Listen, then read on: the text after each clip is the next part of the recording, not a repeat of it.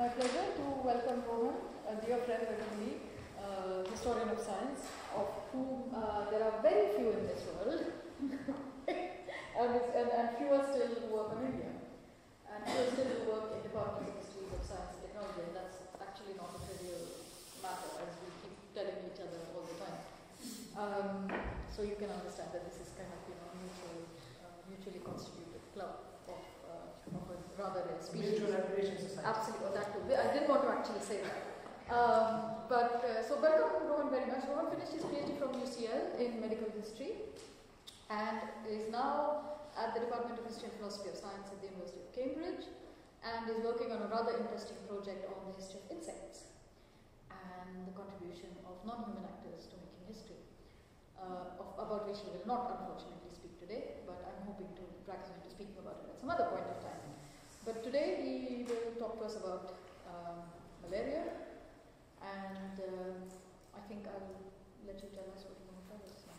Thanks, John. There are insects too, mosquitoes. Yes. Yeah. Oh, mosquitoes too, sorry, yes. So, thank you very much indeed for inviting me. It's a major pleasure. Despite the fact that I did my PhD just a few miles north from where we are at the moment, this incidentally happens to be my first pilgrimage to Kings. And it's particularly delightful to witness the way in which South Asian studies, in a way, have recolonized this part of Strand. So that's nice. My paper actually my presentation begins with the way I've broken my promise, because I was supposed to speak on something else, and I'm speaking on Quinine, Mosquitoes and Empire, which is a forthcoming paper. I'll really look forward to your comments. This paper looks at the 2 decades following 1890 in British India, which were marked by a sustained slump in the imperial economy of the drug, quinine. It was one of the rare situations when an obsessive paranoia of colonial managers of cinchona plantations across British Empire had come true. Dutch Java, now Indonesia, had indeed begun exporting overwhelming volumes of cinchona barks into the European markets. This meant that quinine, which was extracted from these barks, cinchona barks, could now be manufactured across the imperial possessions of Europe in the 19th century more than ever before. Supply of quinine was higher than demand, prices were on an all-time low. Confronted with the tedious task of preventing the wastage of ever-aggravating stock of quinine in the government stores, colonial administrators in British India had reasons to worry. Unsurprisingly, this converged with an unprecedented government rigor to enforce the consumption of quinine in British India. Even as the state devised strategies to circulate this quintessential cure, quinine, to the remotest outposts of British India, the corresponding diagnostic category, malaria itself, underwent considerable mutations in status, from an elusive and commodious cause of many diseases to the name of a relatively more tangible mosquito-borne fever disease. This paper has 3 broad methodological goals. First, it provides a constructivist account of the ways in which intimacies between these 3 categories, quinine, malaria, and mosquitoes, were produced, laid out, and sustained in the imperial archive within these decades.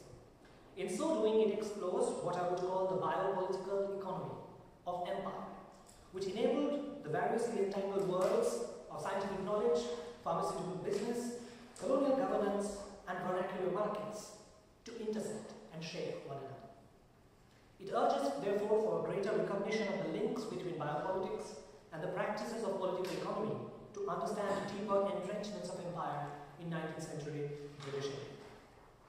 Secondly, this paper extends the need for the continuing dialogue between constructivism on the one hand and approaches which tend to narrate biographies and careers of objects, materials, things, and non-humans like quinine, mosquitoes, and malaria on the side.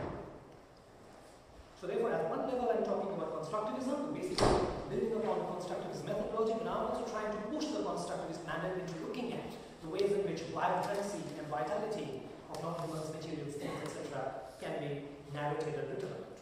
The constructivism at play in this paper inspires agnosticism to towards descriptions of straightforward agency and autonomous materiality of either humans or non-humans available in theoretically flat-footed and scientifically charged accounts.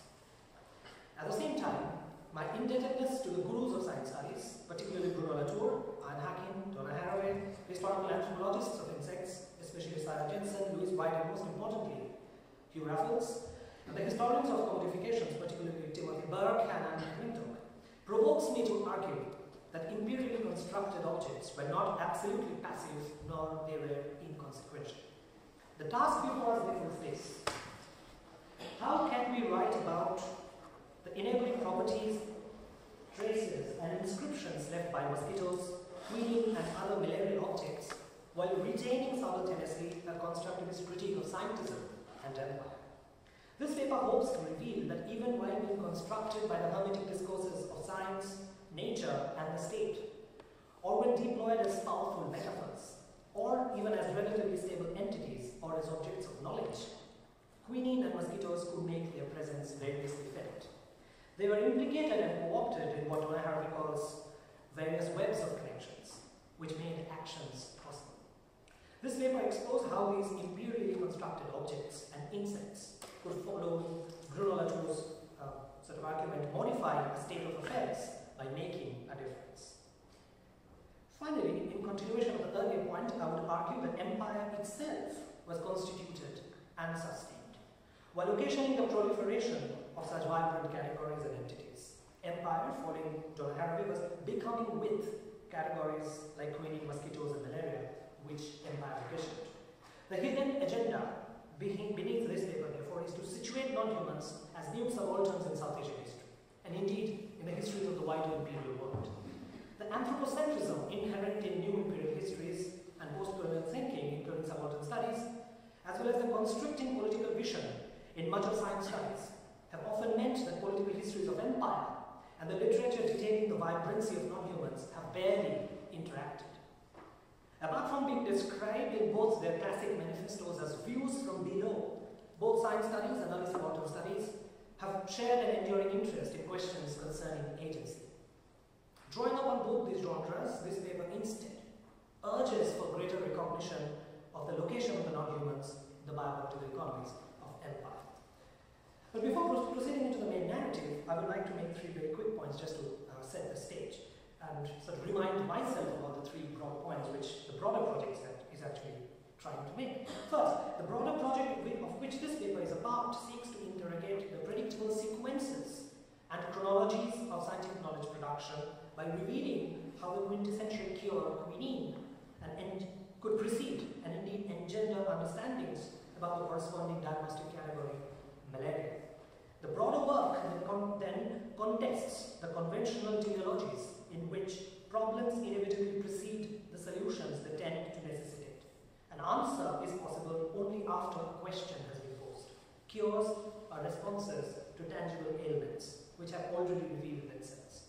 It might be hinted in passing that in enduring traffics of 19th century correspondences involving explorers, forests, plantations, medical journals, bureaucracies, improvements, land factories, laboratories in British India, the drug quinine extracted from the barks of cinchona plants, and the disease-causing entity malaria appear actively and variously to define one another. The integration of cinchona plants within the wider colonial plantation economy, mid-19th century onwards, converged with greater associations of malaria with colonial lands, landscapes, and people. Besides, in various subsequent moments, the figure of quinine could be invoked as a pharmacological agent in quick-fix diagnostic tests to retrospectively ascertain the malarial identity of a man. Thus, the prescription of cure, quinine, preceded and enabled the act of determining the nature of disease. Conversely, the purity of allegedly dubious versions of quinine could as well be verified by observing how patients confirmed as malaria responded to it.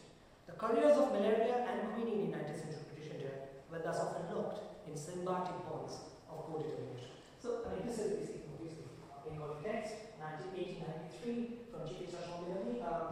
Basically, it refers to this editorial called Quinine in Malaria, therefore it suggests that quinine is malaria. Therefore, in a way, one of the many things that my broader thesis and the manuscript which I am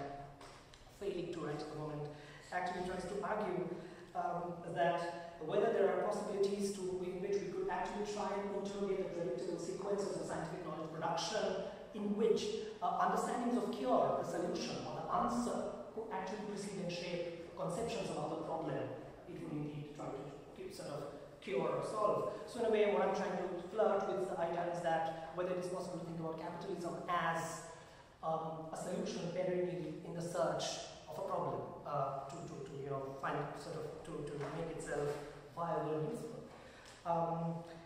We can actually build upon this point a little further, but I would be very happy to come back to this idea about whether cure could indeed precede disease and shape understandings about the question, the problem, the disease, eventually in course of discussion. But that is point number one, which is the broader point broader work tries to make, about which we are not going to talk very much in detail in this paper. The second point, which I intended to remind myself, although which is not fundamentally going to constitute today's discussion, is that about the figure of pure quinine, the fact that how the figure of pure quinine remained for managers of government factories in British India an ever contested and elusive commodity through most of the 19th century.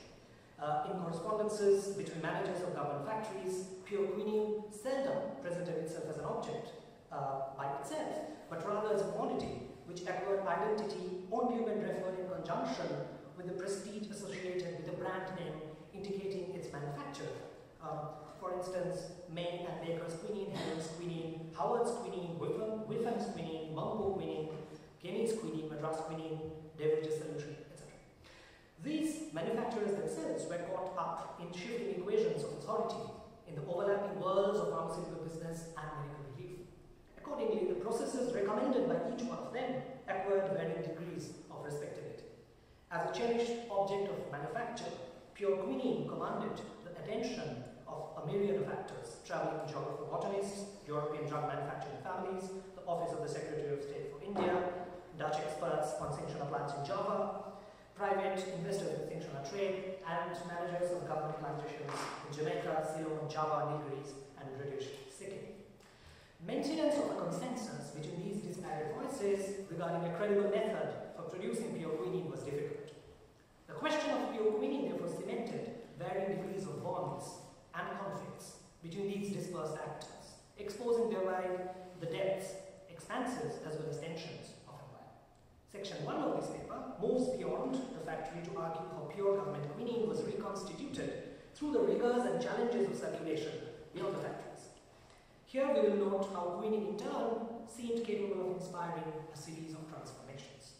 But the third and the final point, which I want to remind us before proceeding to section 1, is that through much of the 19th century, malaria continued being defined as an imponderable, invisible, imperceptible, and yet mobile, commodious, disease-causing entity.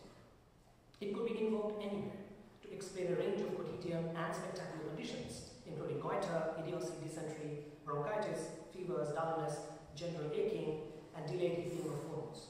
Simultaneously, however, there were attempts in the 19th century to reduce malaria to particular forms of smell, color, objects, diseases, and chemicals.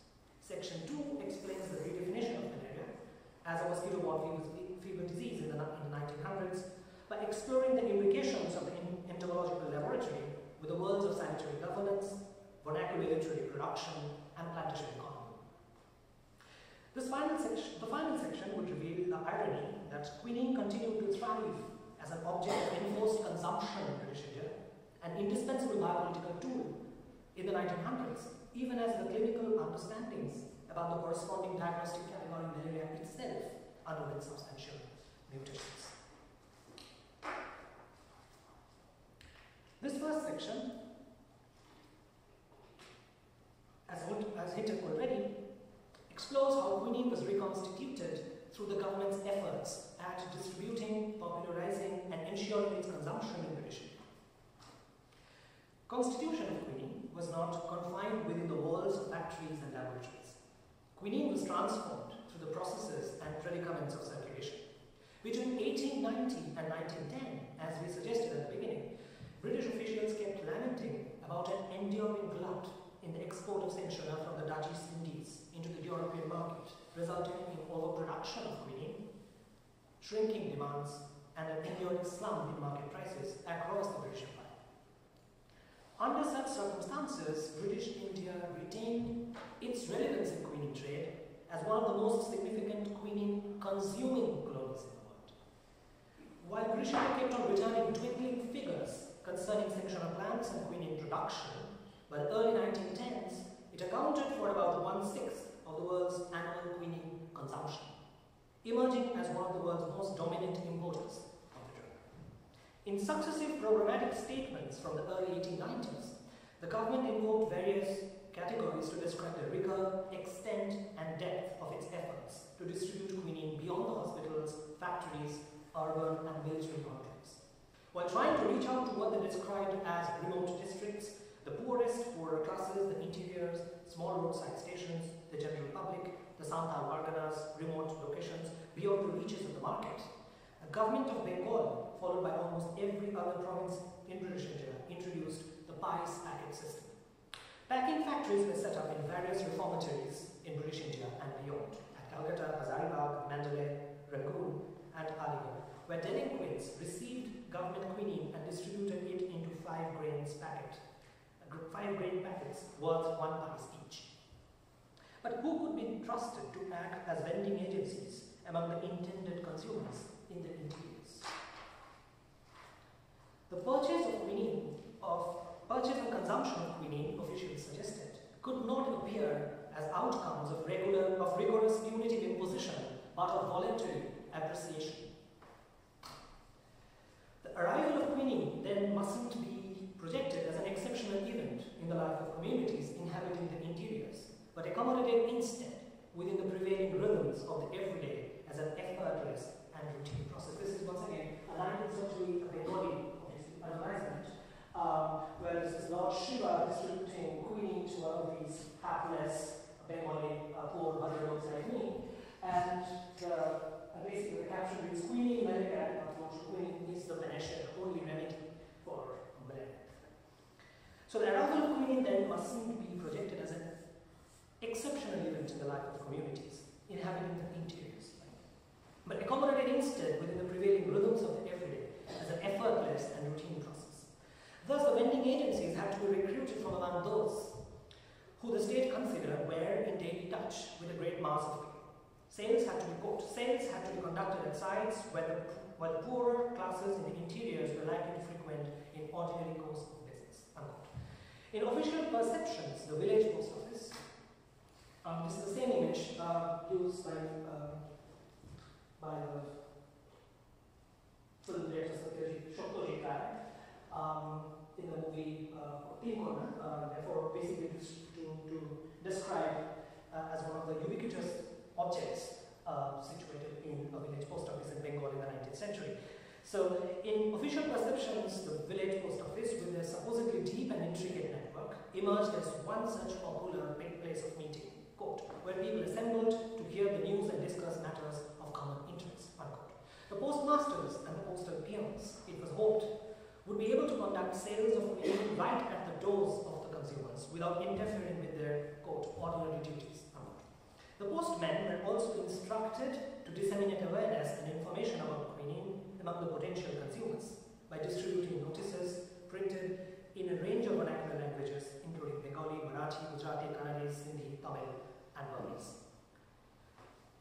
The state's efforts of distributing quinine were hardly subsumed by epistolary networks. The pice packets enabled a flexible system, which could enlist, whenever required, a variety of familiar figures, including forest officers, police constables on beat patrol, released convicts, respectable shopkeepers, stallholders, railway station masters at small roadside stations, vaccination establishments, dispensaries, indigo and tea planters, political agents to the native states, patrols of villages, salt licensees, village headmen, schoolmasters, and chokers. Such arrangements for governing a thing in motion, it appears, conjure up fetishistic imagined intimacies between quinine and the people inhabiting the interiors. Quinine was thus projected as compatible with the prevailing bonds of a shared language, locality, community, and the rhythms of daily life. Apart from resulting in such a communalization of quinine, exigencies of circulation reconfigure some of its physical attributes. While quinine quinine changed hands during the course of circulation, the government adopted a series of measures to protect its promised purity. These measures in turn reconstituted some of government quinine's physical features. To distinguish it from allegedly adulterated versions available in the bazaars, for instance, most of the quinine manufactured by the government in Madras was coloured pink between 1893 and 1904.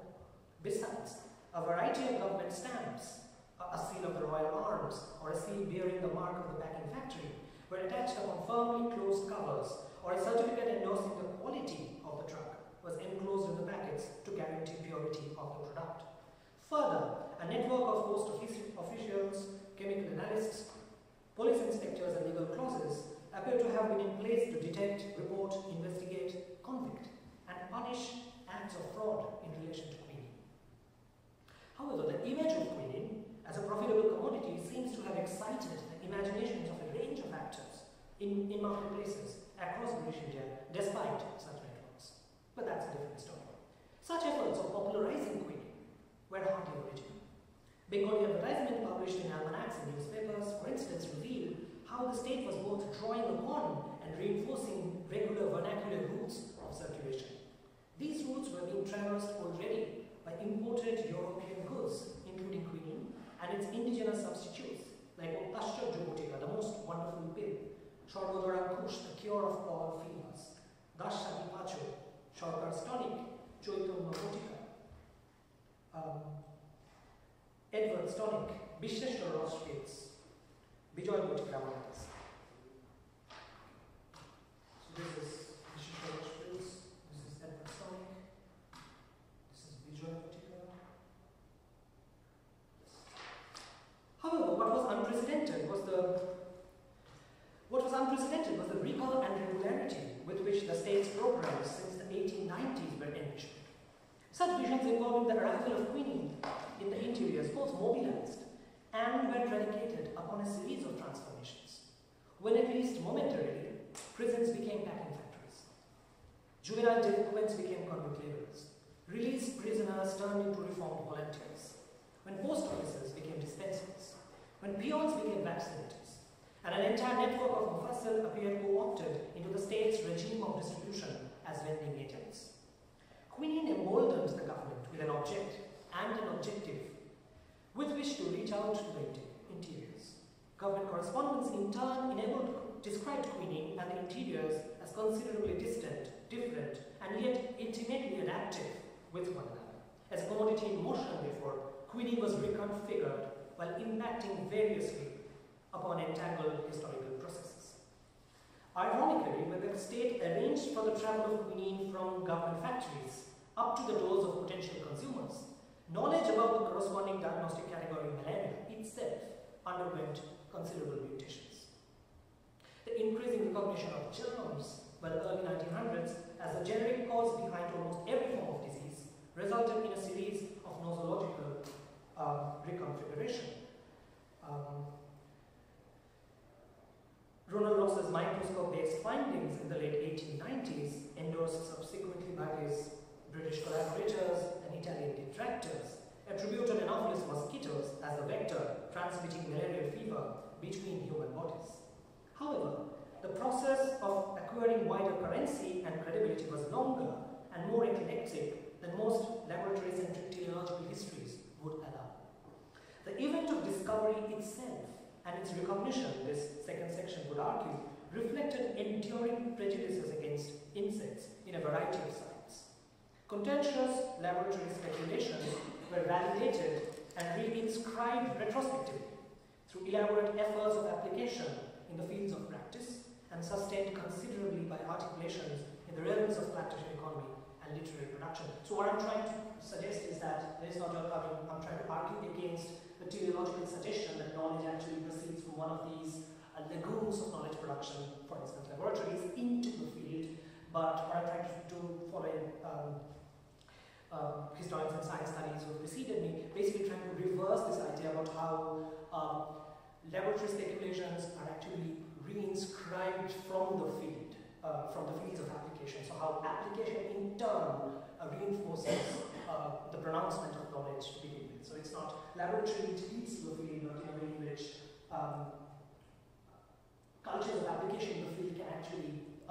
sort of correct and modify and reinforce original laboratory speculations. We'll come to that in a minute. This is precisely because the range of visitors to Ross's laboratory in Calcutta in the late 1890s, from J.W. Daniels to Leonard Rogers, were deeply impressed with Ross, but left unmoved by his hypothesis. Despite such informed skepticisms by early 1900s, Ronald Ross mobilized unforeseen funds from the British state and the industry to employ his findings to the cause of restricting malaria. A series of campaigns, or what he called mosquito brigades, mosquito expeditions, were launched, proclaiming the goal of suffocating and exterminating mosquitoes. Initiated in cantonments, towns, plantations across Sierra Leone, Lagos, Cape Coast Castle in the west coast of Africa, such efforts were extended subsequently to Ismailia, Hong Kong, Staten Island, Havana, and Miami in British India, among many other locations. Insects attracted variously the attention of British officials in India from late 18th century. As objects of collection, cataloguing and exchanging, as items of commerce, as a means of punishing suspected criminals, and rarely yet strikingly as sources of food. However, in proposing these hawkish measures, Ross seemed to echo and appeal to some of the contemporary biases of the British Indian government involving insects. Protection from insects, particularly mosquitoes, mobilized a range of commodities from the end 19th century, as evident from these series of advertisements. Mosquito house, for instance. These images are also kind of self-explanatory.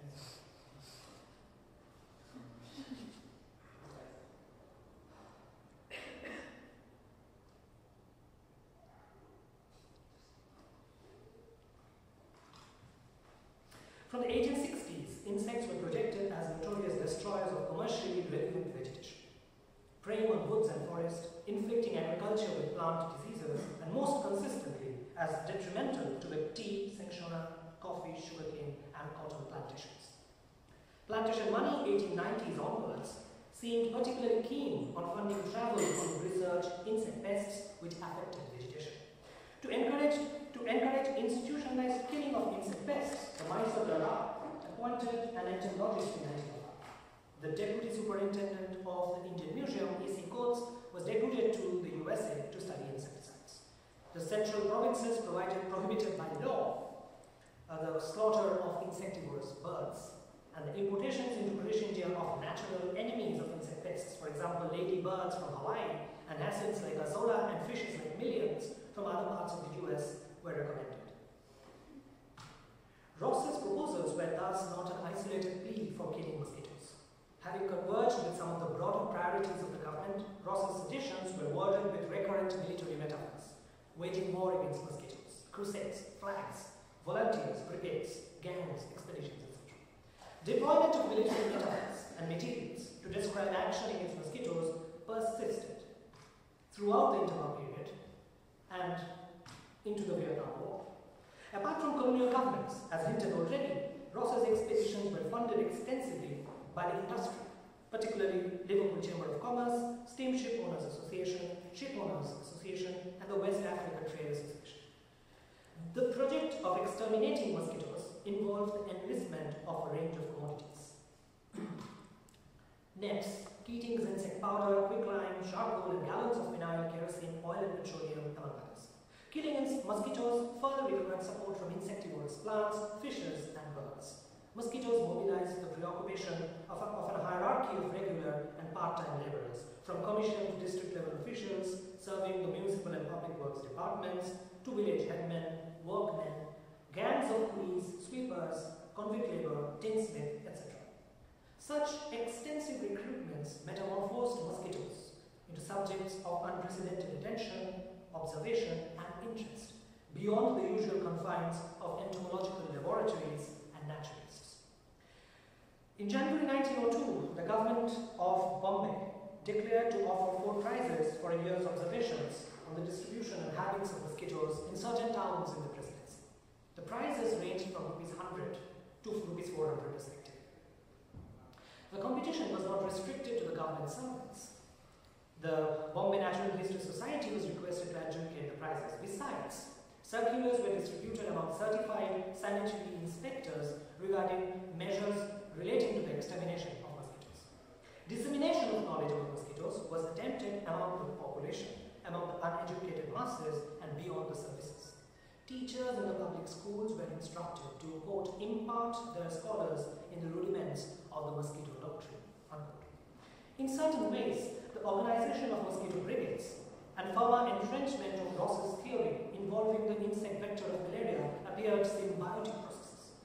The mosquito brigades occasioned a spectacular network of correspondences, reports, recruitments, travel subscriptions, fund collections, methods, and personnel between various sites in British India, British Western and Central Africa, Hong Kong, Havana, New York, Dutch Java, and German Africa.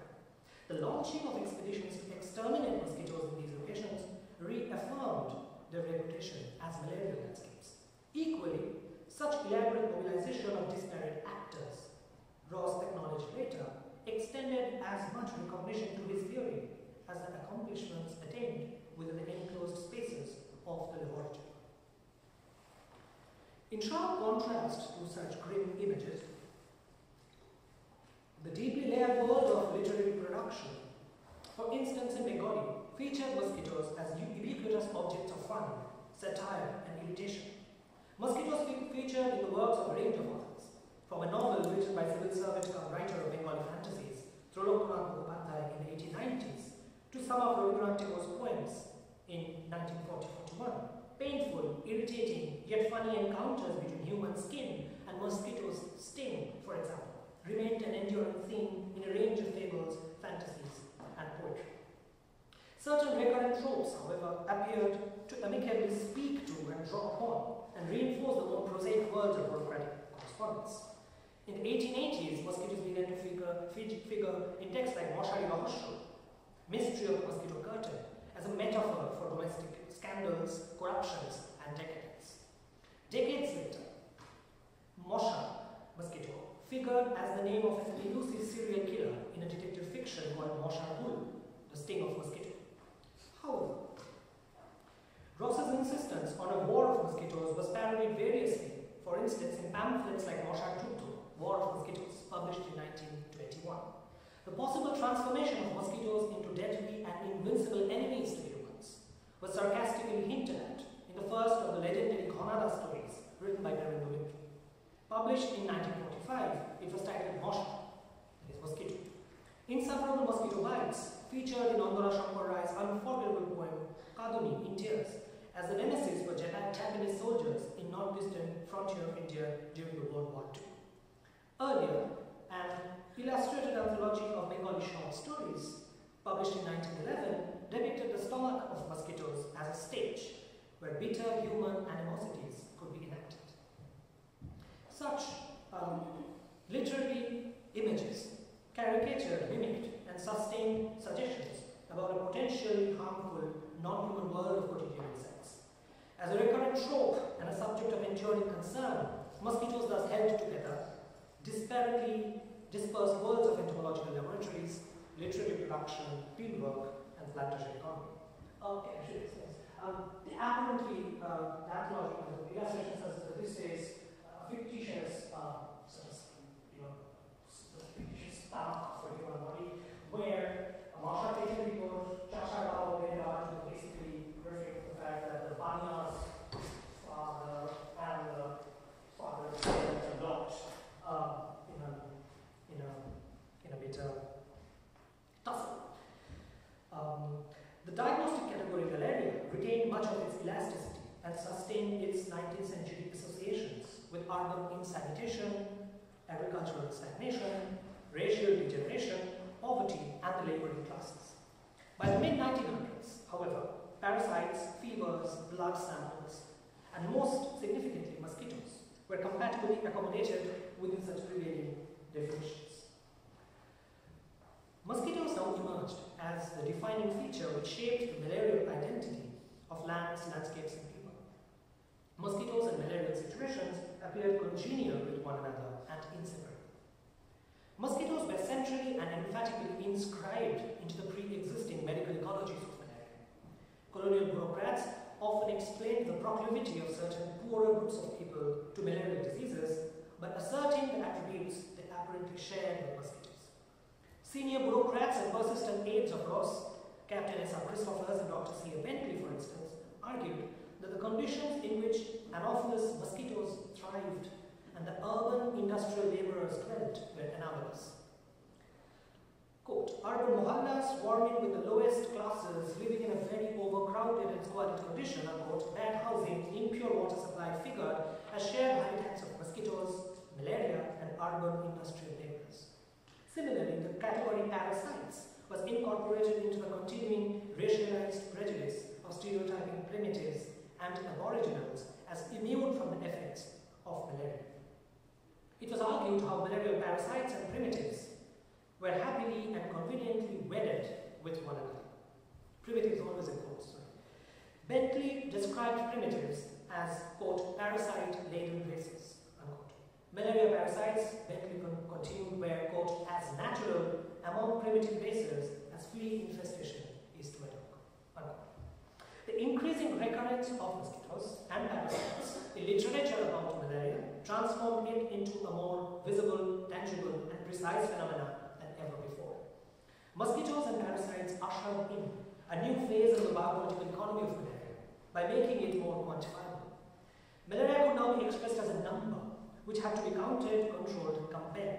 For example, the spleen rates, which were supposed to reflect the intensity of incidence of malaria in any particular locality, began since the early 1900s to carry the claim of mathematical accuracy and precision.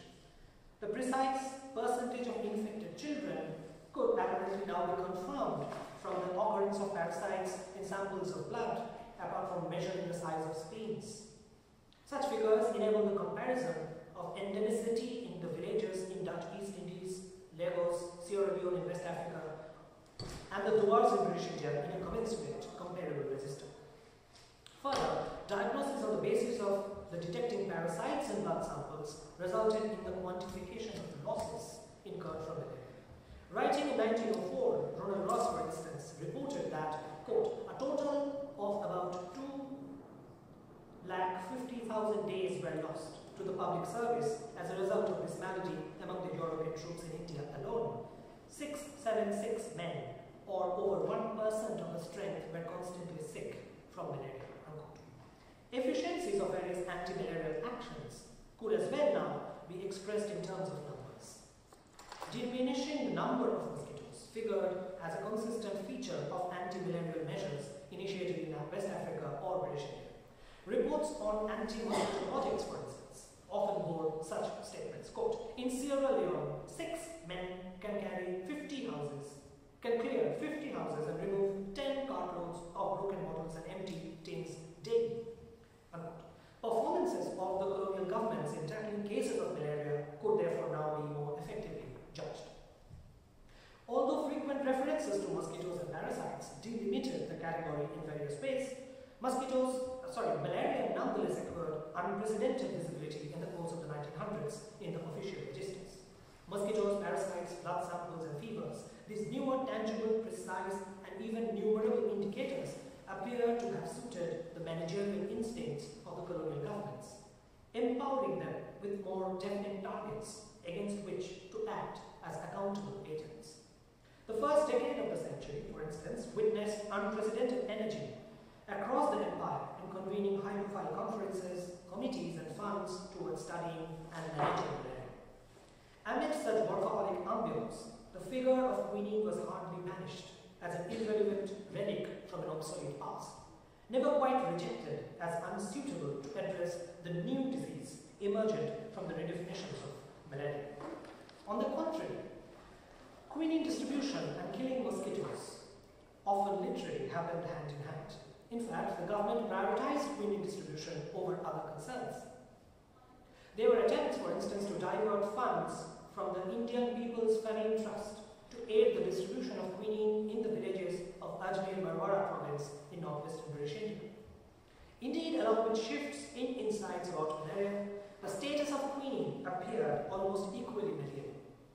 Having been variously projected as an antibiotic febrifuge, a prophylactic tonic, an antiseptic, or a germicide in different moments in the 19th century, quinine was redefined in the mid-1900s as, quote, inimical to the Plasmodium malaria parasites in the blood of man, unquote.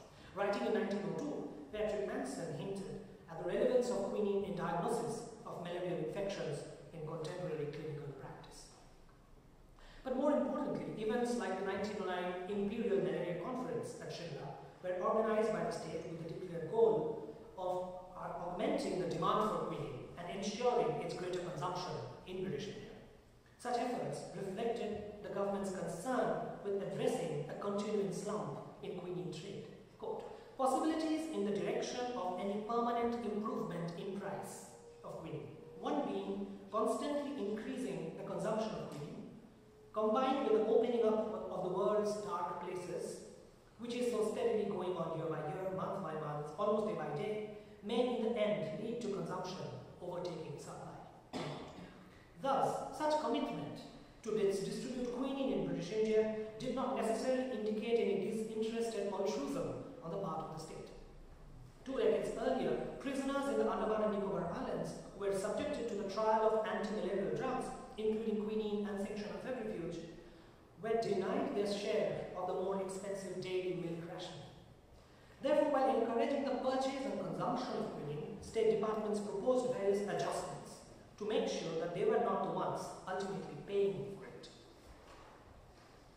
Quinine widely emerged as an object of enforced consumption in British India in the late 1900s, even as understandings of the corresponding diagnostic category malaria itself underwent substantial changes. In fact, wider government alacrity in addressing questions concerning malaria was in turn reflected in a series of strategies in ensuring greater consumption of quinine. These in turn manifested in firmly punitive, carefully accommodative, and exhaustively pedagogical efforts to access and regulate incompletely colonized bodies. While detailing such various phases of imperial biopower, this final section suggests how, in the process, quinine itself underwent considerable reconstitutions. Quinine began to feature as a necessary element in the immense timetable through which stricter discipline could be mobilized. In the official itineraries of quinine, high schools, military barracks, and especially prisons featured among inescapable sights. Official correspondents cherished them as enclosed and analogical spaces where regularly ordered bodies under skilled control could be conveniently accessed. However, meticulously monitored and intensely regimented quinine parades, organized daily in some prisons among the inmates, officials, cooks, sweepers, and hospital attendants were projected as inspirational for other institutions. Enforced consumption of quinine was pursued by officials beyond the prisoner's cell and the native soldiers' bunk. The Special Anti-Malarial Measures Act for India of 1907, for instance, recommended mandatory consumption of quinine in highly malarious areas, while denial of casual leave was proposed in Punjab for government servants who refused to consume quinine regularly. In other parts of the world, quinine calendars were invoked to indicate the number of occasions official soldiers had missed their mandatory dose of quinine. Quinine, however, was not fed exclusively through punitive measures or in situations of confinement. The free and unindentured laborers in the dwarfs plantations in Bengal, for instance, were persuaded not through bona fide contracts. Instead, 5 great doses of quinine were, quote, served out to them, unquote, while conducting everyday acts of leaf weighing or at muster by the managers, moral force of personal influence. The state's intent to persuade its subjects into consuming quinine was evident in a range of accommodative gestures. During quinine parades, quinine was served by a high-caste Hindu convict warder. During Ramzan, in the Punjab prisons, quinine was distributed only after sunset. The standard dosage of quinine was often relaxed to prevent, quote, unpleasant consequences among female prisoners, unquote. Further, to make quinine more attractive and palatable, to suit the taste of prospective consumers, various innovations were prescribed. The usually bitter and cumbersome quinine solutions were to be remade into more manageable forms of pills and compressed tablets. Quinine could often be served as wine, made tastier by coating such tablets with sugar and sold under the cover of chocolate and sweet meat. Particularly to attract the children, solutions of quinine were sweetened with syrup and sugar, while powdered forms were often blended with condensed milk. Thus, where British Indian subjects could not be regimented into consuming regular doses of quinine, the drug itself was repackaged to reach out to them. Quinine became the focus of various pedagogical programs. The statistical officer to the government, S.P. James, for example, proposed in 1909 an exhaustive pedagogical program called the Experimental Demonstration Camps. By setting up such mobile camps in each district of British India, James hoped to educate through door-to-door lectures over 3 million people annually about the merits of consuming quinine every night. James considered such acts of, quote, teaching the people more relevant than instructing them in the arts of reading and writing, unquote. Vernacular booklets on malaria were recommended as parts of primary school curriculum. The, quote, future citizens of empire, unquote, once exposed to such, quote, lessons on quinine, unquote, were expected to inspire their relatives into consuming the drug regularly. Such pedagogical faith in the relaying of internalized lessons by diligent pupils of empire to their close associates were variously replicated. For instance, apart from binding themselves into consuming 15 grains of quinine per week, the members of the Gurdaspur Quinine Distribution Society pledged to induce as many as possible to become members of the society. Similarly, having described malaria as, quote, a question of highest national importance, unquote, Herbert Risley, the president of the 1909 Imperial Malaria Conference, urged landholders, bankers, professors, merchants, lawyers, schoolmasters, journalists, and doctors and influential operators in the subdivisions to enthuse greater participation in anti-malaria programs. If Risley was speaking to whomever he considered, quote, natural leaders of the people, unquote, colloquial official leaflets continued to address the individual, empowering them with immediate access to self-treatment through the medium of quinine. Thus, the drug quinine and the efforts to enforce its consumption in British India revealed various depths and reaches of the imperial state. However, quinine itself hardly figured as a passive, rigid, and unchanging object. Its relevance and resilience was recurrently underscored while it kept changing hands, reconstituting itself considerably in the process. In this paper, we have examined the various entanglements of empire with non-humans, particularly quinine and mosquitoes in British India. First, and this is the constructivist point, various imperial departments, personnel and provinces share a commitment for producing perceptions and realities about mosquitoes and empire, and quinine. This paper has refrained from judging whether Anopheles mosquitoes indeed transmitted malarial parasites between human bodies, or whether quinine indeed cured malaria. It has instead examined the entangled processes and perceptions through which mosquitoes and quinine could be endowed with such enduring attributes in the imperial archive. In so doing, it has explored incessant traffics with the imperial worlds of pharmaceutical business, vernacular markets, colonial governance, and scientific knowledge in British India. This paper has tracked how imperial investments were geared towards producing and maintaining the image of quinine as a valuable drug, while it circulated through a range of sites including colonial factories, prisons, military barracks, high schools, government offices, post offices, imperial conferences, bazaars, legal courts, and primary school curriculum. Efforts to project quinine as compatible with the familiar icons, figures, tastes, and languages of intended consumers, it has argued, communalized the drug. Similarly, the image of mosquitoes as a potential disease-causing pest was sustained and reinforced by various interactions between worlds of colonial laboratories, plantation economy, fieldworks, and vernacular literary production.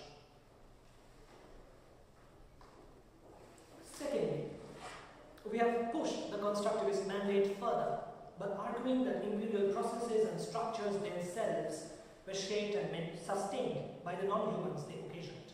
Thus, empire itself would have hardly remained a distant, overarching, and imposing entity, independent of the script it mobilized.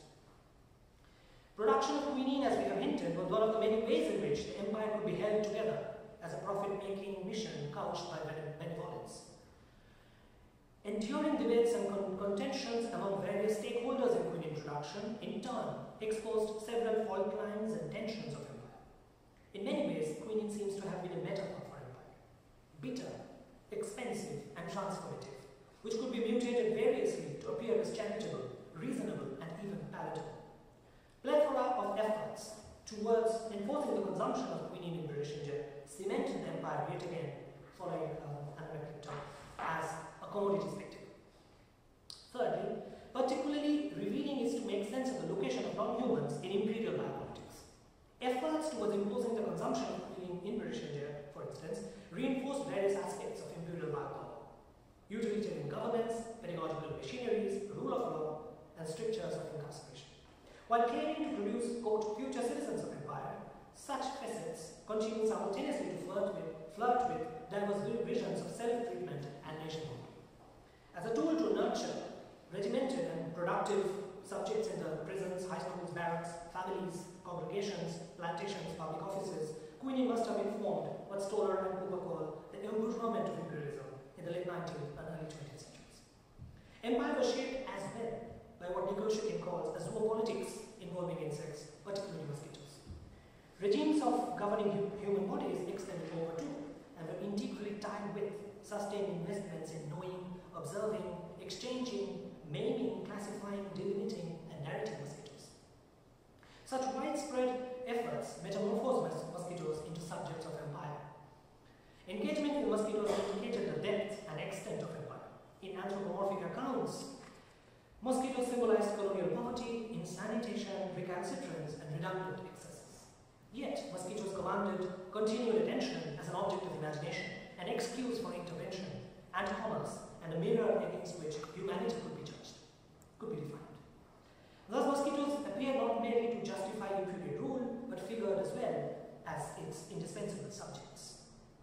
Fourthly, we have suggested here that empire, as much as imperial subject objects, like pure quinine and mosquitoes, were cyborg formations, which were held together by an apparatus of human and non-human meshes.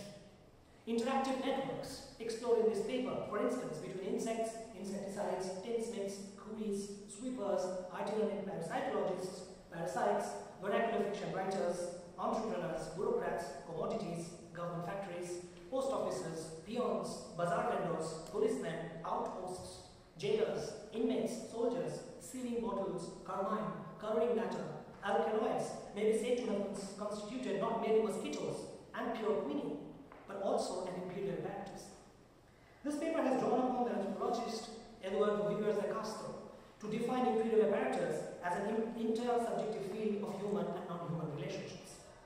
Empire, could neither precede nor outlive, nor be delineated from the discourses about science and non-humans that it constituted. The history of how malaria was reassembled in the 1890s and 1900s thus reveals how empire itself was put together, not as an inflexible institution and apparatus, but as an assemblage in which texts, authorities and materials, politics, knowledge and non-humans, following Donna Haraway, were becoming with one another.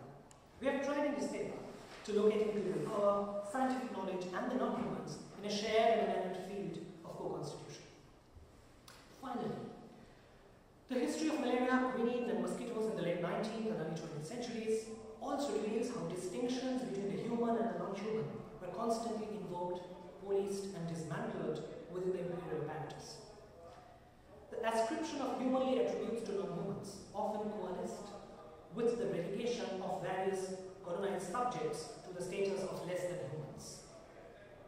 For instance, the feminization of cinchona plants imported from South America as, quote, fairest of Peruvian maids, delicate and tender, unquote, happened at the precise moment in which colonized natives and aborigines immune from malaria were being projected to inhabit, quote, the state of nature, unquote. Again, in factory discourses, whiteness symbolized one of the most consistent indicators of purity of quinine, while brownness and deodorance featured as among the most obvious features of the impurities that had corrupted the drug. It not only shows how scientific racism and what McClintock has described as commodity racism converged, but also how pure quinine and its impure substitutes were anthropomorphized as they were shown to personify racial hierarchies of color. In this chapter, we have encountered various examples of how human-non-human binaries were often transgressed. Quinine seemed to acquire lifelike relations with people inhabiting the interiors. Insects Insects emerged as focus of projects which mobilized a series of laborers and commodities alike. The urban poor and mosquitoes, as well as parasites and primitives, it was claimed, shared analogous attributes. Therefore, apart from insisting on the need for deeper interactions of science studies with histories of empire, constructivist approaches with materiality studies, this paper urges for greater recognition of the simultaneous operations of anthropomorphism and dehumanization as fundamental rather than incidental to imperial biopolitics.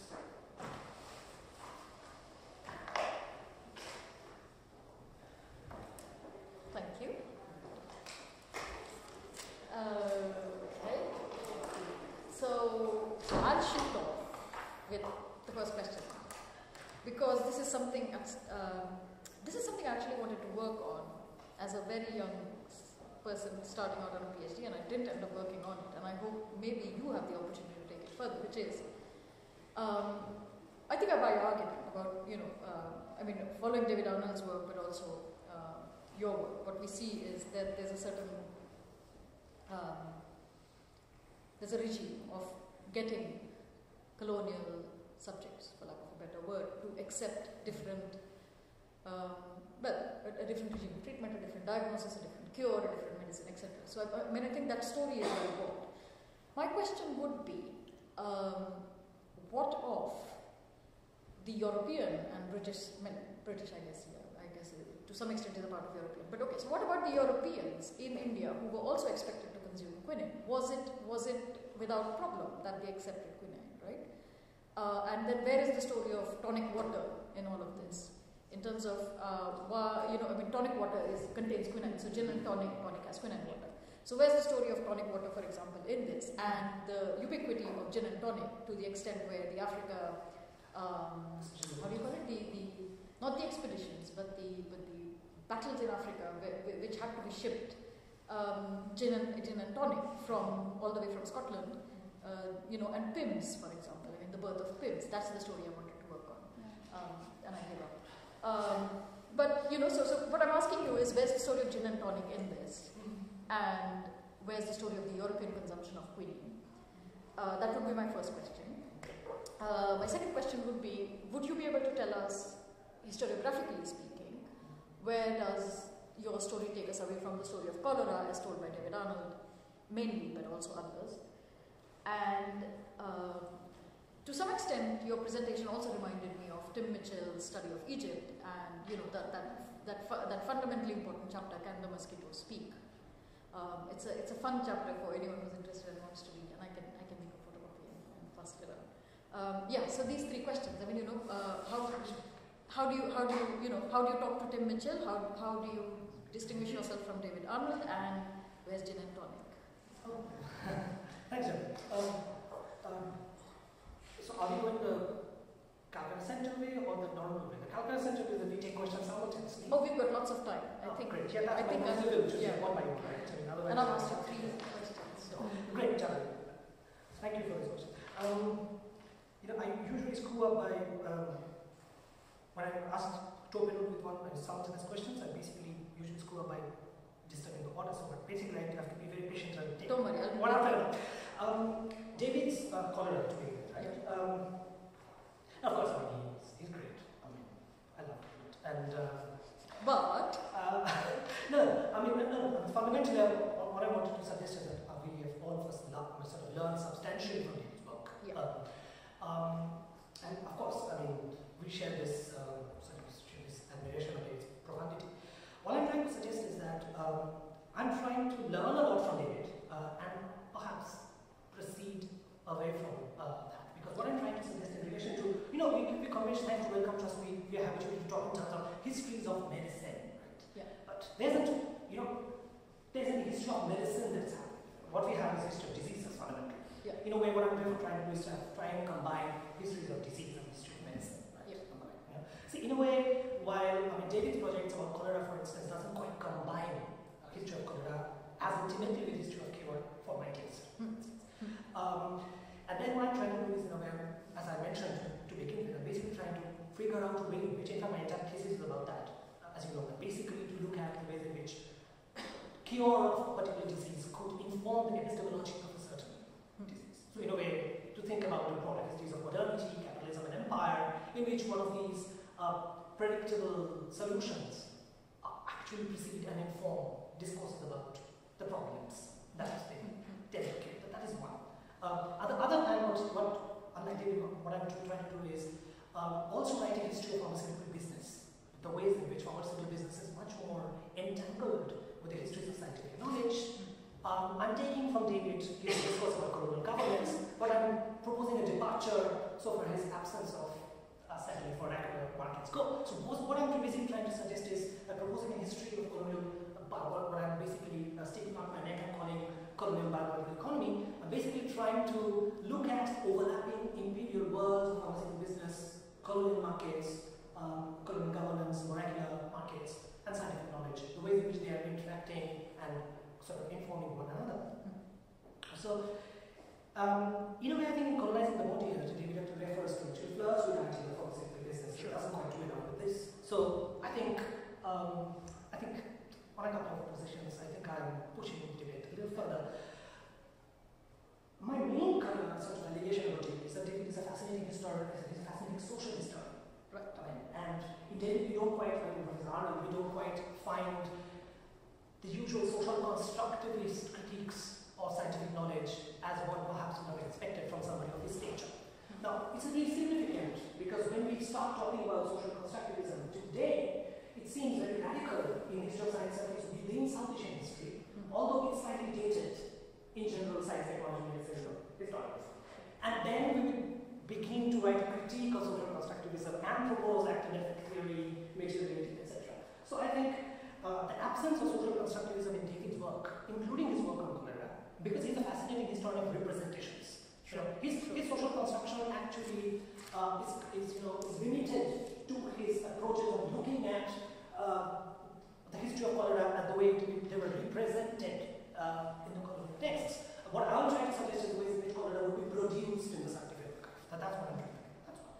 About Tim Michel, once again, of course, it's very, very easy to suggest one or two sort of hackneyed criticisms of Michel's essay. But I think I would respond to your question once again by suggesting how deeply fascinating Timothy Michel is, precisely because of the fact that in Michel's work, one of the very few sites where we find a genuine conversation between one of the things that I'm trying to do, meaning history of empire, post-colonial studies, subaltern studies, right? On the one hand, histories of colonial Egypt on the one hand, with genuine interaction in science studies. He's slightly thankless. I mean, he's slightly not thankless. I mean, he's slightly he's not very grateful to the contribution of science studies experts. For instance, he doesn't even cite Bruno Latour in that essay, but for once. But actually, he quite consciously does that. So in a way, I'm deeply indebted to him. Apart from recent sort of interventions by, say, Richard Rater's effort to write about a history of materiality in the history of, say, maritime travel in the long during 15th to 1800 period, and Dinesh Chakraborty's recent essay published in Critical Inquiry on Climate Change, we don't really have that kind of conversation. Michel's actually way back, I think in 2002 did that, so that's great. But I think, I'm a critic of Michel from two angles, and basically it will come down to one second point. Especially, I mean, what I really like about Michel is his definition of agency at the end of the document. That agency is not the starting point which leads to action, but agency is the product of a series of interactions. So that's what I take from Michel. But there's an inherent scientism in Michel when he talks about the agency of mosquitoes, precisely by internalizing the scientific and ecological discourses about the entomology, precisely which I'm trying to critique, right? So there, what I learn a lot from Michel, I basically take a step backwards and propose a constructivist method. My project is slightly different from Michel's, that I'm trying to do both. I'm trying to propose a constructivist history, the ways in which mosquitoes can be imagined as vectors. What are the political, literary investments which make it both legible, credible, believable, right?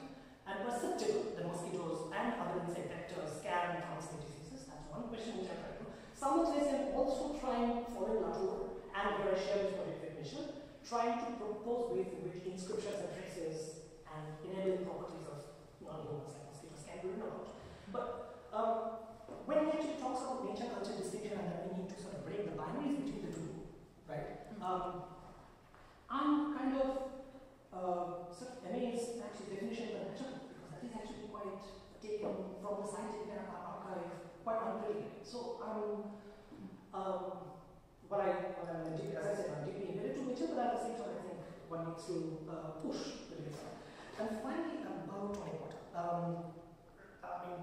It is a very important question anyway because it leads to two different directions. I wonder if you are basically trying to propose a critique that if it's a story about exclusive colonial governance of the colonized, that because quinine was a drug which was equally imposed on the dead white men simultaneously, that's how is the story of colonial exploitation and sort of discipline making hold sort of true.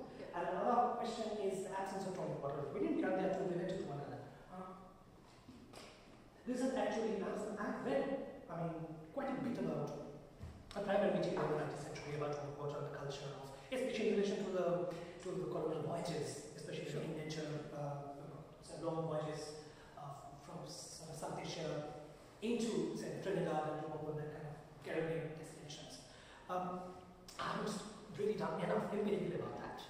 An absence which you and I can sort of work together substantially later. It's a shame because I've not developed that part of the story, especially because I'm really interested in the history of consumption, because that's what I have done. I've done something like a book chapter on medical manuals and diet. So I think, but I basically focused my discussions exclusively on Bengali sources. Quinine and tonic water doesn't quite feature in those kind of stuff, but I need to, and I think there's a potential project I can think about. Ultimately, Jonathan, what I'm really interested in, I know you take this question quite seriously, is that I'm interested much more in the colonization of sorry to interrupt you, but wouldn't the story of colonization be incomplete if at the same time the tonic water remains largely European consumption, but it is quinine induced, obviously. It's a product of quinine, and you have territory that is, more or less the subcontinent, and you have one section of population that is allowed or made to follow a certain regime of consumption of quinine, and another set of people who are consuming it differently, right? Did the Europeans feel equally imposed? Did it have to be imposed on them? Did they take to it easily? Did they not take to it easily? Wouldn't the story be incomplete because the territory is, the same? No, I'm not denying that there might be causal incompletenesses in the paper that What I'm trying to suggest is that implicit in this paper, I'm actually also trying to contest this binary between indigenous and the European bodies. What I'm trying to say is, while there are various ways in which one would suggest questions of distinction, right, in relation to race and other kind of discourses about maintaining the much more tender and sophisticated and delicate European bodies in South Asia, right, and the much more sort of rugged, animal-like, colonized, primitive bodies. That distinction is at the heart of this paper. But at the same time, the project is broadly about how the discourse about colonial biopolitics, right, can be brought in conversation with the discussions about political economy. I.e., what I'm trying to do is the ways in which the production of the malarial subjects were integrally tied to the global political economy of quinine, right? So in that way, I think I would tentatively suggest that Europeans, as well as those indigenous Indian subjects, were equally caught up in the story of quinine consumption. Okay. That's what I would say. I think I've tentatively begun answering this question. I'll shut up now and I'll allow everyone else to speak. Israel. I had a sort of follow-up question to Janvi. I'm not sure whether I'm right, but I think that the quinine produced by the Dutch in Java was about sort of 12%. The Sinconi produced about 12% quinine, and in the Nilgiris and Sikkim, it was more like 7%. In other words, the reason why the Dutch were so successful is they basically had a superior product to be produced more efficiently, partly because of their own skill, partly because of the soil there. So, and I was intrigued, your picture of the May and Baker quinine, was that made from the Dutch quinine and then imported from Amsterdam via London and sent back to India, or was it being produced in India? And were Europeans, in fact, getting the Dutch quinine, whereas for, as you say, other people in India, the local stuff was regarded as adequate?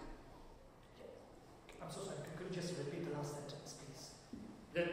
The locally produced quinine was regarded as adequate for people in India, but for the Europeans in India, they were getting the Dutch product.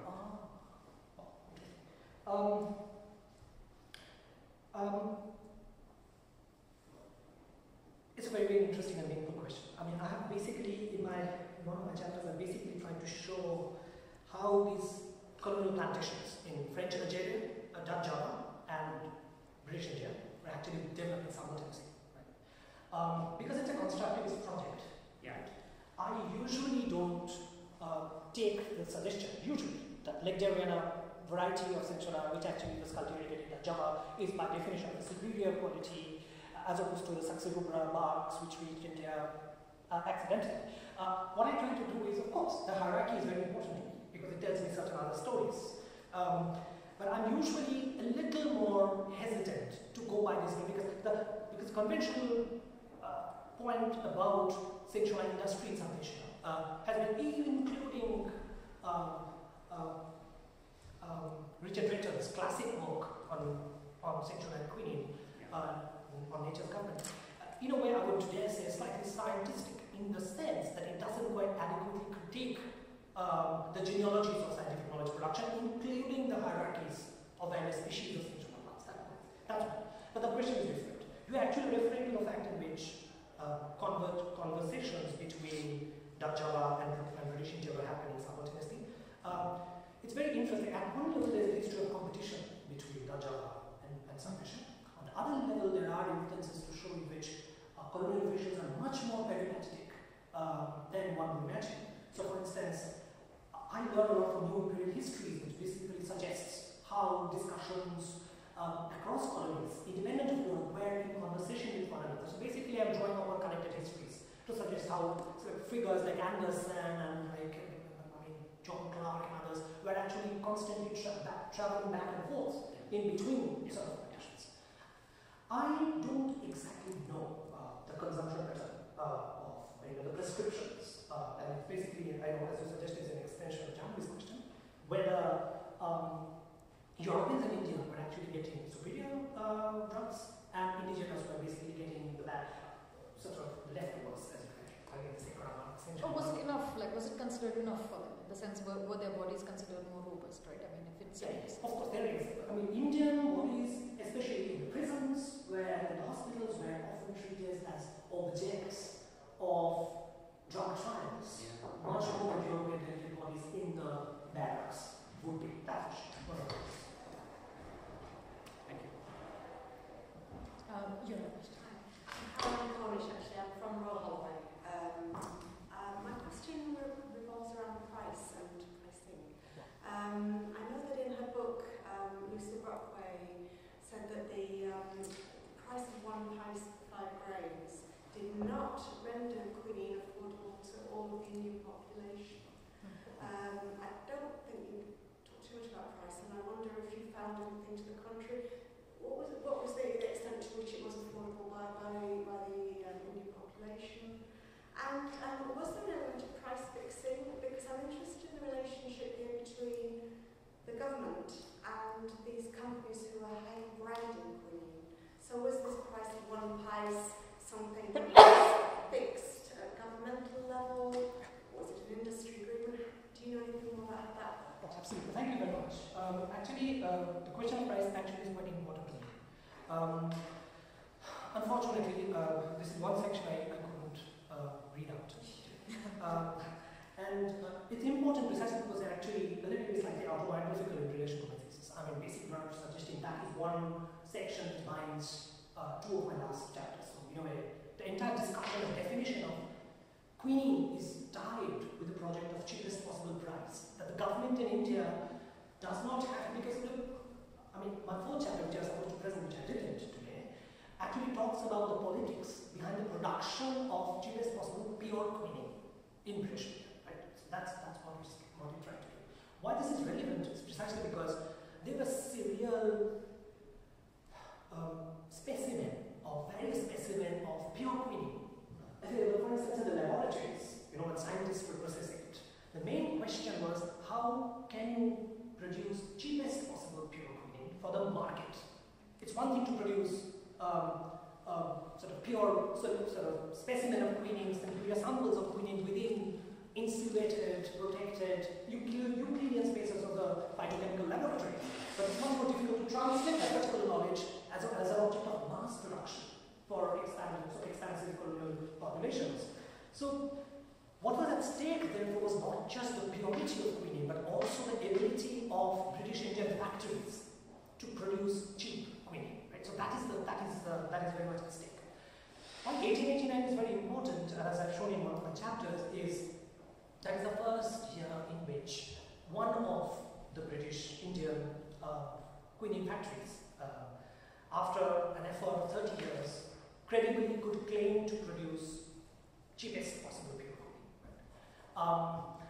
Now, I have written a constructivist and a revisionist historiography of that, rather than looking for a progressivist, straightforward, teleological account. I basically suggested what made it possible, socially, politically, otherwise, for the factory owners in British Sikkim to credibly claim. So it's a history of credibility generation. So basically I'm taking on from Social History of Truth, Stephen Shapin, Sam Shava, Stephen Shapin, Leonard Nepal, basically suggest how the scientist becomes a credible category, or a factory becomes a credible sort of entity to make credible claims, and how the discovery of quinine is entangled with the power or the authority inherent in scientists into making credible claims. So that's what I'm trying to do.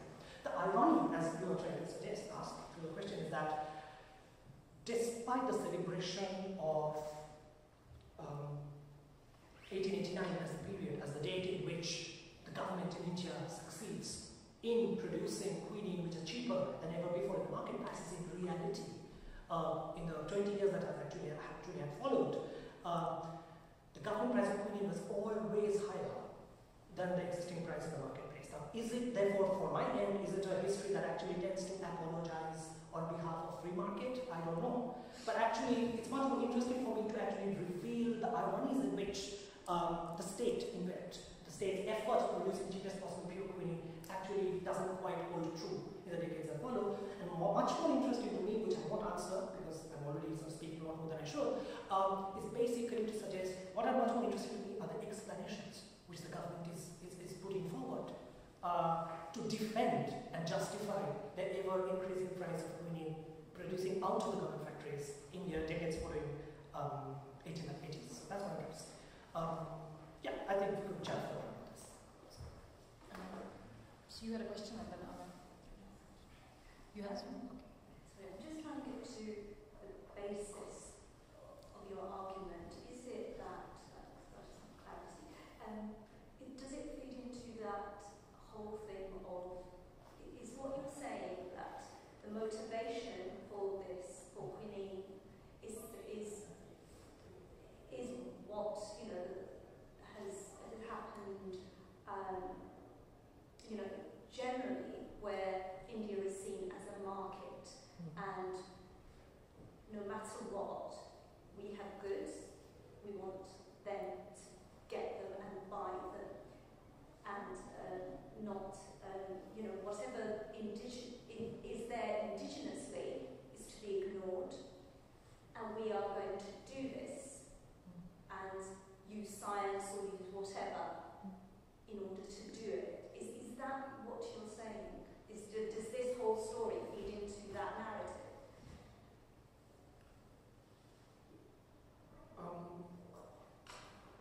Of course.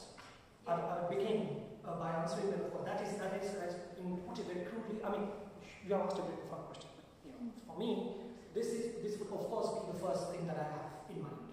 Of course, it's a history of capital and knowledge. simultaneous history of capital and knowledge, and other ways in which capital and knowledge co-constitute one another. So therefore, it is of course, a history, in a way, it's a history about the circulation of goods and commodities and capital, blah blah, an imposition. One can, in a very sort of straightforward way, one can perhaps even try and equate this with narratives of globalization, etc. That's what I'm looking at. That's the broader politics.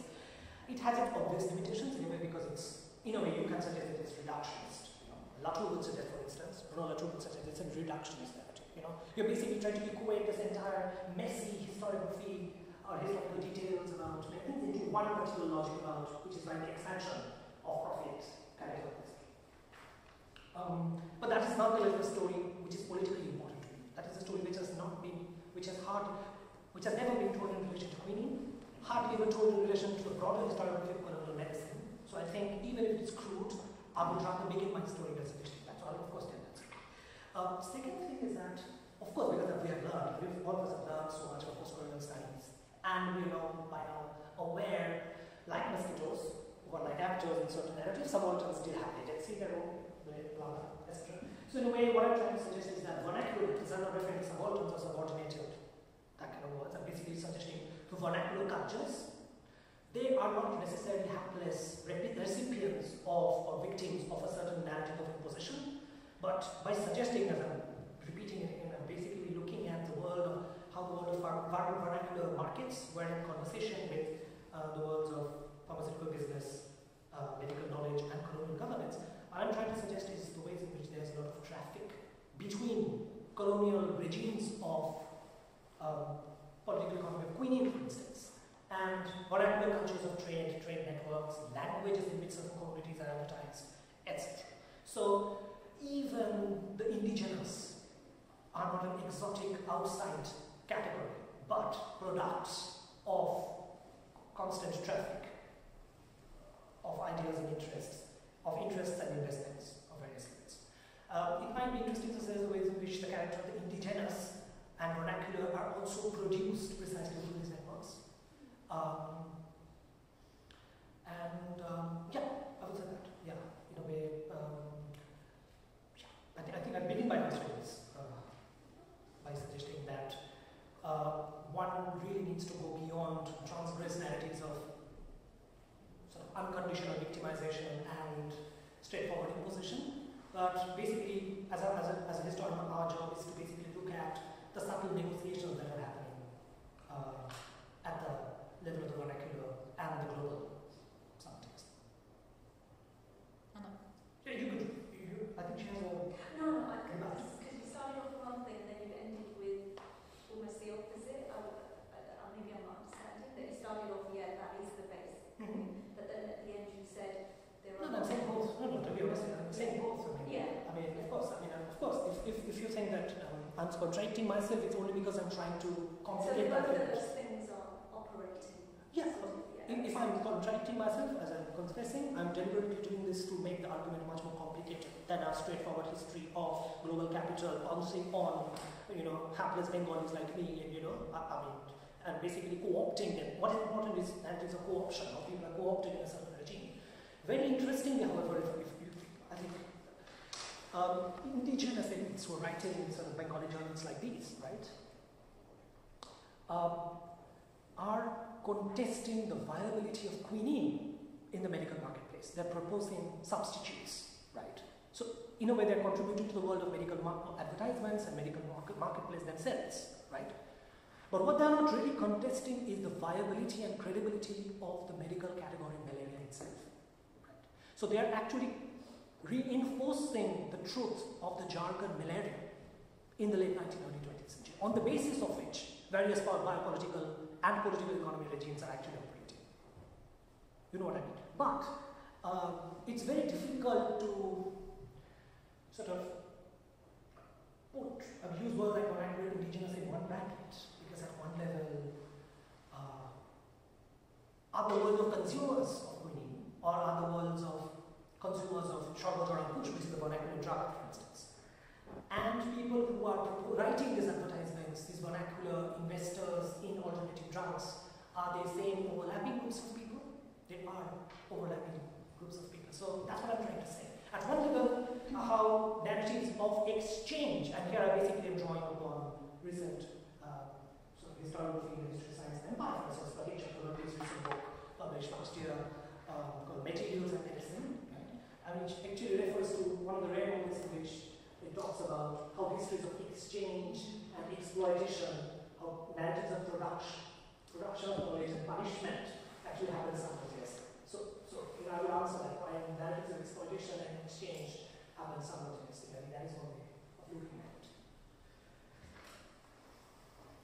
I was interested to know how, aside from kind of the promulgation of quinine, how successful the strategy was in reifying this category of malaria, and whether that malaria as an illness, how if that was then absorbed into kind of local consciousness as a new category where it has stayed, and also as an aside, whether or not quinine was absorbed into the indigenous kind of medical repertoire and used for other things as well as, you know, specifically for malaria that it was designed for, whether it was kind of became a new kind of magic bullet for a while. I'll answer I take the malaria question first, I think. Yes, indeed. Of course, that's an answer to an extension of the response that I gave now. The jargon malaria was internalized. That's how I would say. I mean, you know, the conventional historiography of medicine and empire would suggest, and especially because we are deeply inspired by post-colonial studies, narratives of translation, discourses about difference, post-colonial difference. Most historians, like my friend Project Mukherjee, would actually look very deeply into the ways in which Bengali cultures actually fundamentally differed from much more cosmopolitan global narratives of capital, right? I'm much more interested not in questions of difference, but in questions of overlap and intersection and co-production, right? So what is interesting to me is that despite subtle differences in the deployment of the word malaria in Bengali, the language, the South Asian language which I know a little better, is basically, I mean, the ways in which they're actually reinforcing and internalizing the category of various things. For instance, Bengali Ayurveda texts in late 19th, early 20th century are in fact trying to internalize malaria and project malaria back into the ancient revivalist historiography, nationalist historiography, where Ayurveda, for instance, texts like, I mean, how Ayurveda had actually been able to crack malaria as a problem thousands of years back, and they had the local indigenous antidotes to malaria some centuries back. So the ways in which nationalist revivalist strategies would suggest, and Hindu nationalist texts would suggest that not only Ayurveda is capable of handling malaria, but Ayurveda texts actually anticipated and apprehended malaria as a problem centuries back. So there's a nationalist discourse of malaria which actually reinforces the global and imperial discussion of malaria. That would be one response. Quinine, indeed. I mean, of course, there are various interesting distinctions of iconography of quinine. For instance, the picture about the Lord.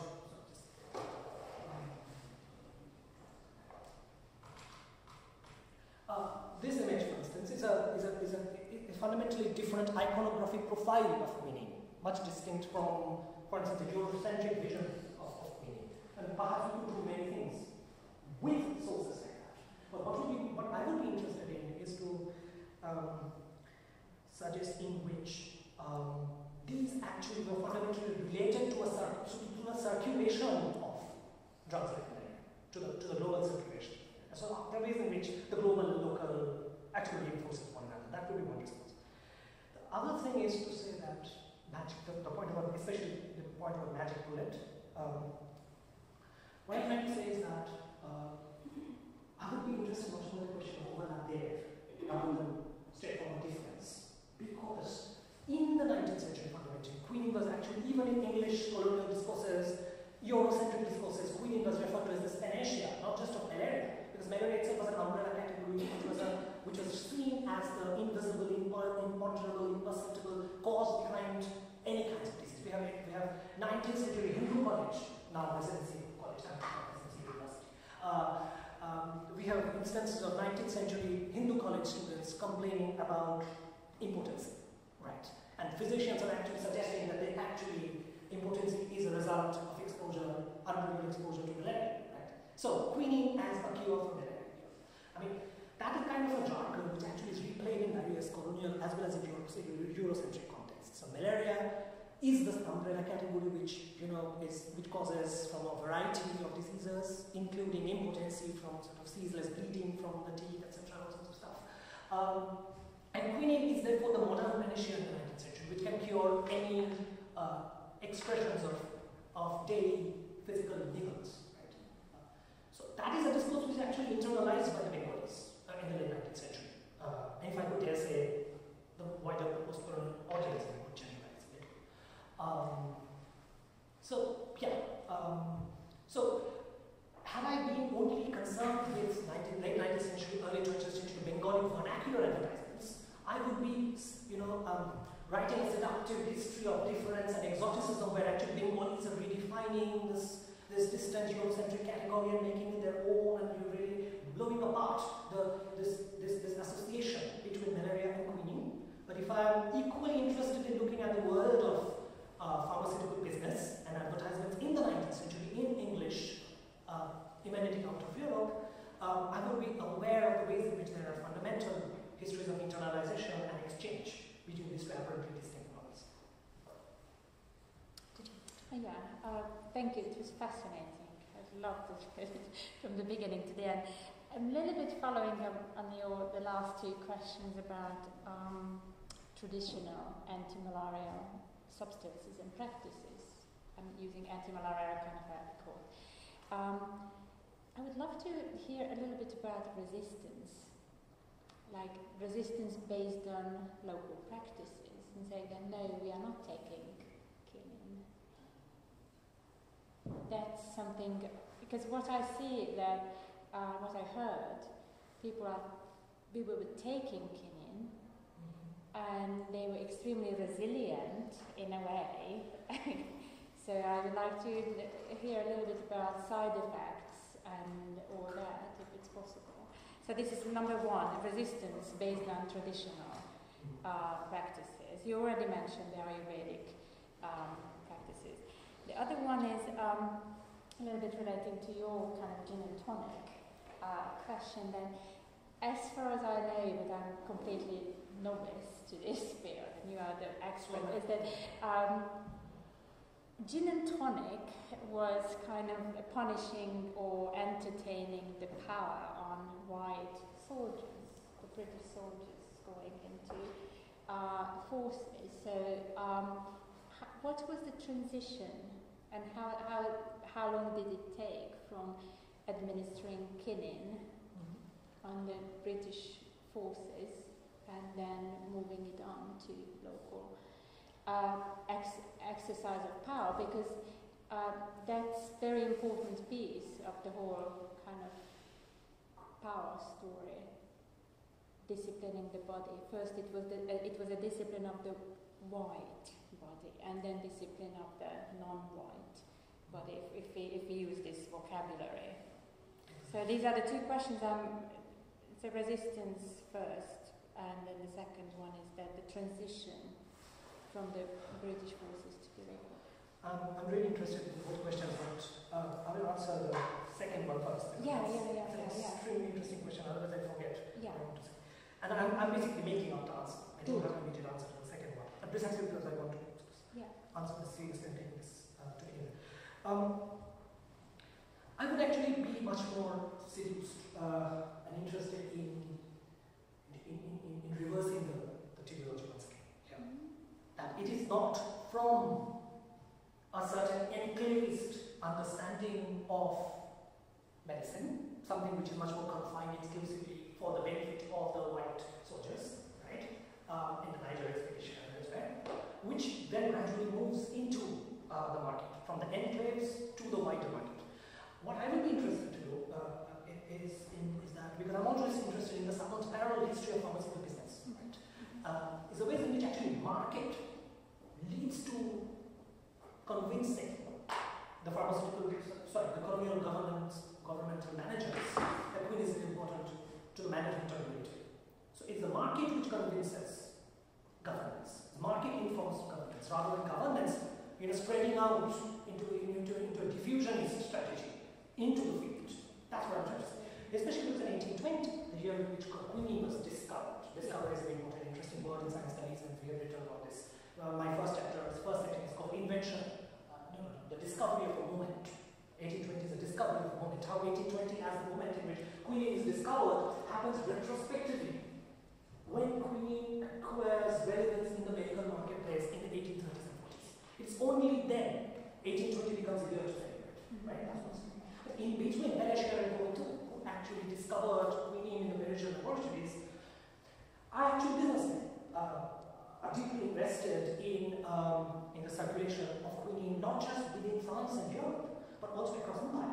There are evidences to suggest that even before the first English treatise on malaria, which was published in 1827, interesting, the first English treatise on malaria was published in 1827, 7 years after quinine, the cure, was actually discovered. Right? What is interesting is, as early as 1827-28, there are evidences to suggest how Malaysia had its own depot in Calcutta for quinine. What I'm trying to suggest is that that is much ahead of the military recognition of quinine as a valuable asset. So that is what I'm trying to suggest. It is only through the market that quinine, in fact, begins to be recognized as a valuable entity, the most valuable alkaloid inherent in essential herbs.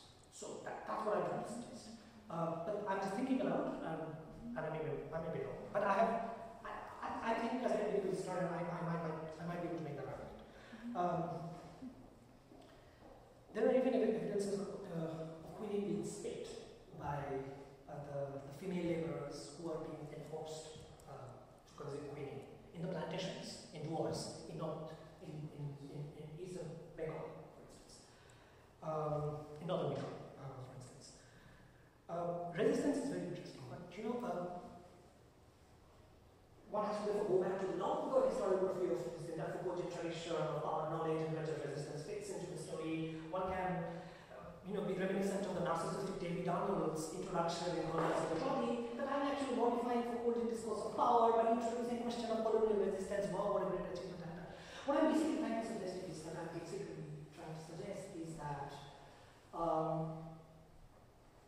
understandings of resistance are of course implicated within discourses of power, assertion of power. Right? Power is productive. What I'm interested in suggesting is that to show the ways in which colonized malarial bodies are being produced, as a function of power. Power is a productive story. But the fact that what I began waiting, the detail of power and the devil of power lies in detailed narratives. And what I'm basically trying to suggest is the precise devices in which control of malarial bodies happen in various enclosed situations as well as in so-called free situations. It only suggests that consumption of quinine was not a natural entity. There had to be institutional endorsement behind, some kinds of consumption are not endorsed. Some kinds of consumption are endorsed by precise. And so what I'm basically trying to perhaps conjecture is that by writing a history of the techniques in which quinine is enforced, I'm trying to hint at the invisible histories of resistance. You know what I mean? There wouldn't have been techniques of imposition had there not been histories of resistance. That's an invisible degree zero around which discussions of imposition of power are sorry, just a small question of whether you've looked at all the consumption side of it. Yeah, whether, for example, in a cave, Buffalo Bengals had a better, they actually consumed it more or showed that there was a market that actually consumed it. And we've argued again and again, looking at the economy. Have you looked at how the market reacted? You've seen the advertisement, but what was the influence? Like, This is actually a methodological question, to be honest. I think, for me, and if you could link up this question very immediately preceding question, I'm basically drawing upon, for instance, I'm thinking about Michel de Foucault's, for instance, politics. Is it practice of everyday life? Politics of practice. Right? Practice of everyday life, for instance. How consumption becomes a metaphor for resistance in a way. How reading becomes coaching. Right? It's a methodological question. How can I write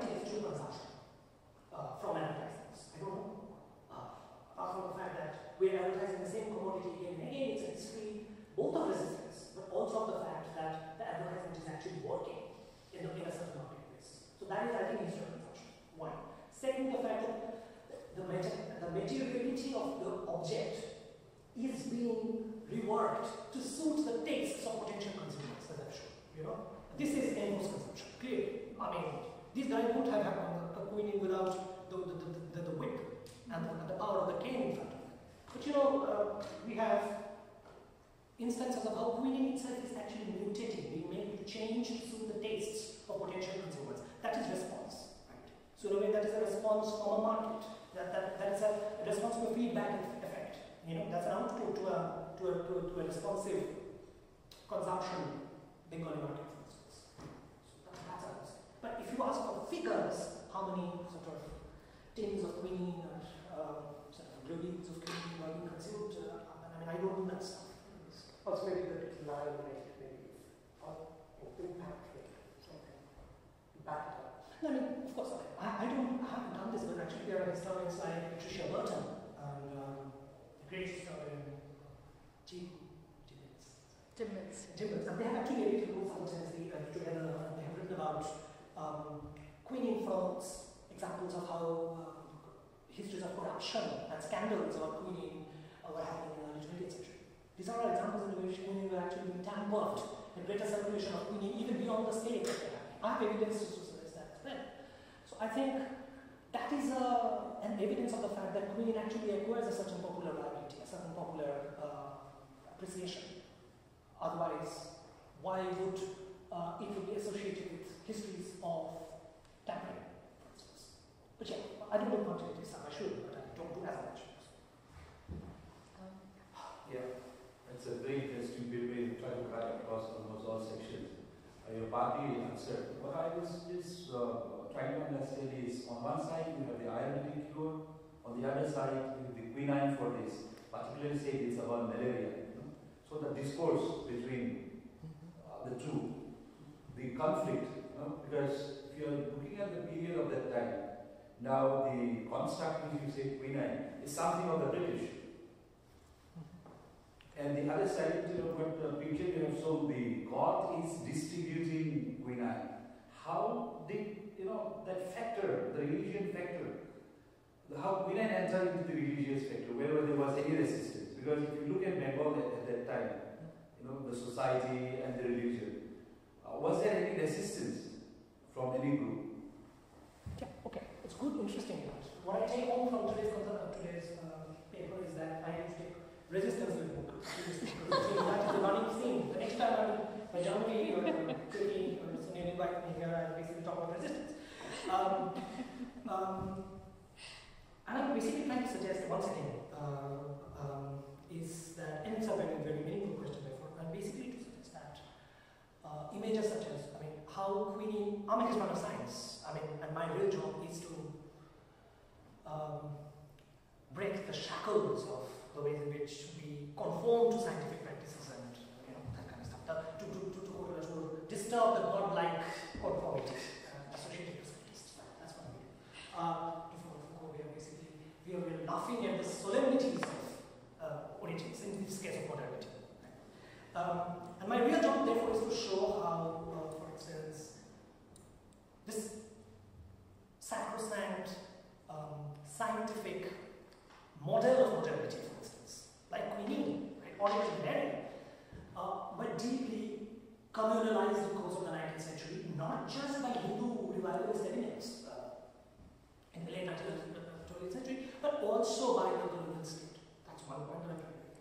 So in a way, I'm drawing upon efforts within histories of science over the past many years, not too many years, but otherwise my work would be relevant. But past few years, to break this binary between science and religion. That's what I'm trying to do. Quinine is communalized, racialized, associated with religious icons, that's one thing. Language. That's one thing.